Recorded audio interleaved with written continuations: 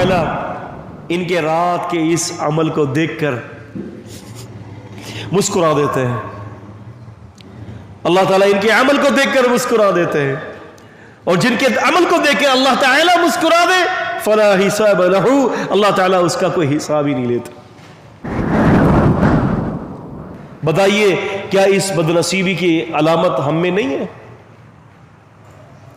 کبھی بھی ایسا ہوا ہم اکیلے میں اللہ کے عذاب سے اپنے آپ کو عاجز بنا کر, اے اللہ میں عاجز ہوں, اللہ میں ناکارہ ہوں, اللہ میں گنہگار ہوں, سیاہکار ہوں, معاف کر دیجئے اللہ, میری توبہ ہے, اور یہ بات کہتے کہتے اللہ تعالیٰ کی عزت کو, اللہ تعالیٰ کے جلال کو اور اس کی قدرت کو یاد کرتے ہوئے اور اس کی قدرت کے آگے اپنے آپ کو عاجز ناکارہ تصور کرتے ہوئے اتنا بندہ روئے کہ اس کے رونگٹے کھڑے ہو جائیں, تو سمجھ لیجئے کہ وہ شخص بدنصیبی کی علامت سے باہر نکل چکا ہے. اللہ سے آگے, اللہ تعالیٰ کے آگے رونے والے بن جائیں. اللہ تعالیٰ سے تعلق جوڑنا ہے تو اللہ کے آگے گڑ گڑانے والے بن جائیں, رات کو اٹھ کے اللہ سے رونے والے بن جائیں. سلف صالحین کے اندر ایسے عالم تھے کہ یہ بڑے بڑے صحابہ, بڑے بڑے محدثین اتنا رویا کرتے تھے اللہ کے آگے, اتنا رویا کرتے تھے. ایک محدث تھے امام یحییٰ بن معین رحمہ اللہ, ان کے گھر پر ایک عورت ان کی بیوی سے ملنے کے لیے آئی. حافظ ذہبی نے بڑا تفصیلاً ذکر کیا ہے اپنی کتاب سیر اعلام النبلاء کے اندر. ایک عورت آتی ہے, ایک عورت, اور ان سے ملاقات کرنے کے لیے ان کی بیوی سے آتی ہے, تو ان کے مصلے پر ان کا ہاتھ لگ جاتا ہے. یحییٰ بن معین رحمہ اللہ کے مصلے پر ان کا ہاتھ, اس عورت کا ہاتھ لگ جاتا ہے.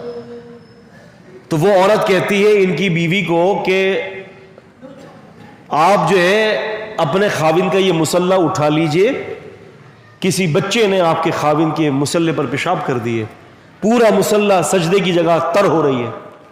ان کی بیوی نے کہا کہ بہن کسی بچے نے پیشاب نہیں کیا, بات یہ ہے کہ میرا خاوند رات کے وقت اللہ کے آگے اللہ کے عذاب سے ڈرتے ہوئے, اللہ رب العزت کے عذاب سے اس کے قلب میں اتنی رقت طاری ہو جاتی ہے, اتنی رقت طاری ہو جاتی ہے کہ وہ اتنا روتا ہے کہ یہ مصلے پر بچے کی پیشاب نہیں ہے, میرے خاوند کے آنسو ہیں.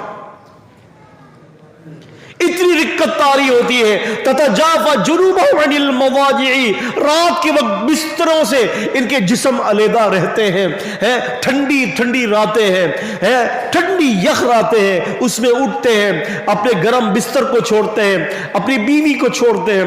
ایک اللہ کی محبت کے اندر, اللہ کی محبت اتنی صلاحیت کر چکی ہے دل کے اندر کہ اللہ کی محبت کے لیے اپنے بستروں کو چھوڑتے ہیں, وضو بناتے ہیں اور آ جاتے ہیں. امیر المؤمنین سیدنا علی رضی اللہ تعالی عنہ جو ہے وہ رات کے وقت کھڑے ہوتے ہیں.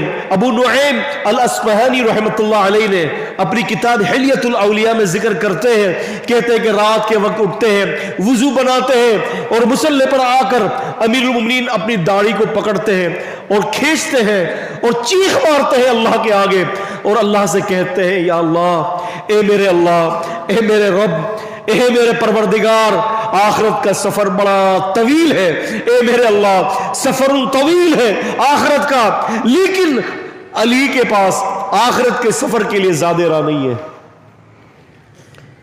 زیادہ راہ نہیں ہے.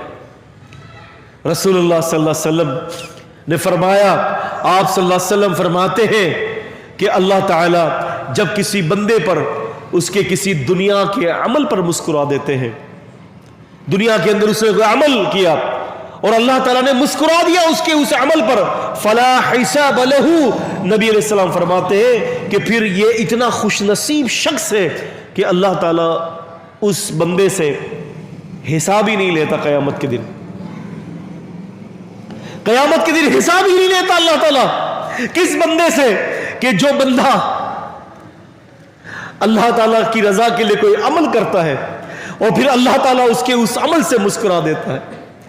امام عالی مقام محمد بن اسماعیل البخاری رحمہ فرماتے ہیں الجامع الصحیح کے اندر فرماتے ہیں کہ ایک مہمان نبی کریم صلی اللہ علیہ وسلم کے پاس آئے. انہوں نے کہا کہ اللہ کے رسول صلی اللہ علیہ وسلم بڑی شدید بھوک کی حالت میں ہو, مجھے کھانے کا تقاضا ہے. رسول اللہ صلی اللہ علیہ وسلم نے اس بندے کو, اس مہمان کو اپنی بیویوں کے پاس بھیجا. کہا کہ جاؤ میرے 9 گھروں میں جاؤ, کسی گھر کے اندر کھانا ہوگا تو وہ تمہیں کھلا دیں گی, اور کہہ دینا کہ نبی پاک صلی اللہ علیہ وسلم نے بھیجا ہے. اب یہ بندہ 9 کے 9 گھروں میں جاتا ہے, لیکن بیویوں نے کہا کہ آپ نبی پاک صلی اللہ علیہ وسلم سے فرما دیجئے ہمارے گھر میں پانی کے سوا کچھ نہیں ہے. اللہ اکبر کبیرہ, اللہ اکبر کبیرہ. گھر کے اندر رسول اللہ صلی اللہ علیہ وسلم زہد اور تقوی دیکھے, ورع دیکھے. اللہ اکبر کہ 9 بیویوں کے گھروں کے اندر پانی کے سوا کھانے کے لیے کچھ نہیں تھا, لیکن نبی علیہ السلام کی فکر یہ نہیں تھی کہ یا اللہ گھر کے اندر راشن کیسے ڈلواؤں. نبی علیہ السلام نے امت کو اسی چیز کی فکر کی تیاری دلائی کہ مرنے سے پہلے مرنے کی فکر کر لو, تمہارے رزق کی ذمہ داری اللہ نے لی ہے اور تمہیں جہنم سے بچنے کی ذمہ داری تمہارے اوپر ڈالی ہے. یہ فکر تھی, یہ فکر تھی. اب وہ بندہ نبی علیہ السلام کے پاس آتا ہے, کہتے ہیں کہ اللہ کے رسول آپ کے گھر میں پانی کے سوا کچھ نہیں ہے, امام الانبیاء ہے, رحمت للعالمین ہے, نبی علیہ السلام تمام ابن آدم کے سید ہیں, سردار ہیں, لیکن آپ کے گھروں کے اندر پانی کے سوا کچھ نہیں تھا. یعنی اس قسم کے حالات تھے کہ گھروں میں پانی کے سوا کچھ نہیں ہے. اور اگر آج ہمارے گھر میں ایک وقت کی اگر راشن نہ ہو 1 مہینے کا تو کتنا کوہرام مچ جاتا ہے کہ گھر میں یہ نہیں ہے, گھر میں وہ نہیں ہے, اتنے شکوے, اتنے شکایت.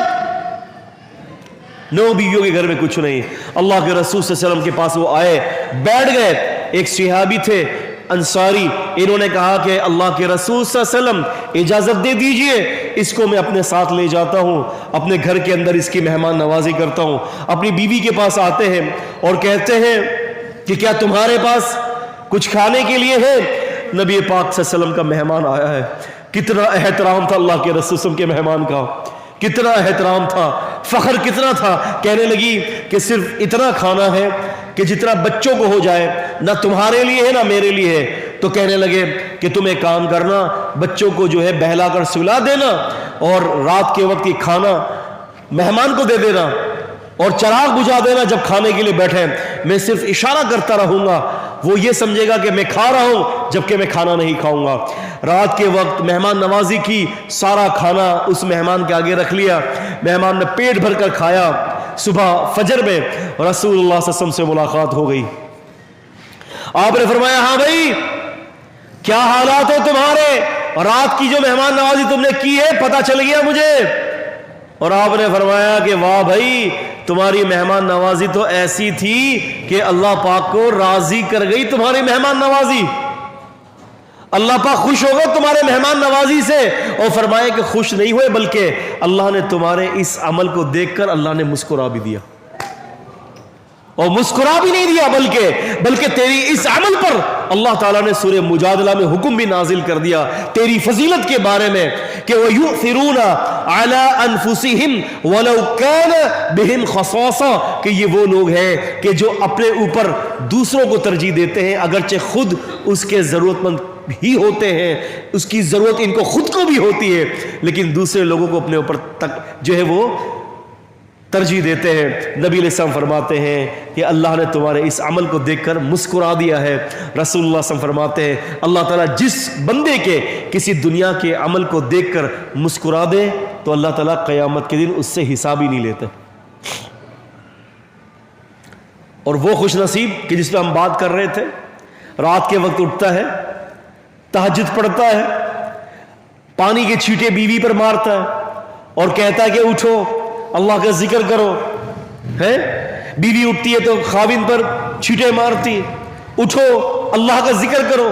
رسول اللہ صلی اللہ علیہ وسلم فرماتے ہیں کہ جب یہ کیفیت پیدا ہو جاتی ہے, خاوند بیوی کو, بیوی خاوند کو اٹھاتی ہے, اللہ تعالی ان کے رات کے اس عمل کو دیکھ کر مسکرا دیتے ہیں. اللہ تعالیٰ ان کے عمل کو دیکھ کر مسکرا دیتے ہیں. اور جن کے عمل کو دیکھ کے اللہ تعالیٰ مسکرا دے فلا حساب لہو، اللہ تعالیٰ اس کا کوئی حساب ہی نہیں لیتا.